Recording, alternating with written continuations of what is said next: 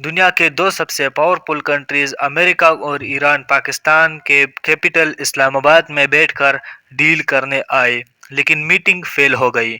आखिर ऐसा क्या हुआ कि एग्रीमेंट टूट गया? अस्सलाम वालेकुम, मैं हूं हसनैन हैदर और आप देख रहे हैं हैदर इनसाइट।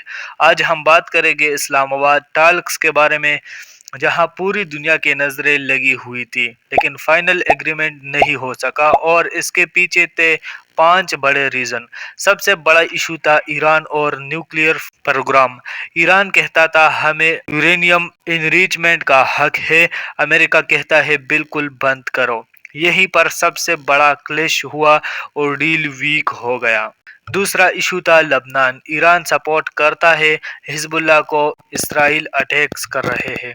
ईरान ने क्लियर बोला अगर ये अटैक्स रुके नहीं तो मुज़ाकरात का कोई फायदा नहीं। यहाँ से टेंशन और बढ़ गई। तीसरा इशू था स्ट्रेट ऑफ हॉर्मज़। ये दुनिया के सबसे पावरफुल ऑयल रूट है, अमेरिका चाहता है फ्री मूवमेंट, ईरान कहते हैं ये हमारा कंट्रोल है। रिजल्ट निकला डेड लॉक। चौथा इशू था ईरान के एलाइस हिजबुल्लाह हमास। अमेरिका कहते हैं इन सब को कंट्रोल करो, ईरान कहता है ये हमारी स्ट्रेटजी है। यहाँ भी कोई एग्रीमेंट नहीं हुआ। लास्ट इशू था सैंक्शंस।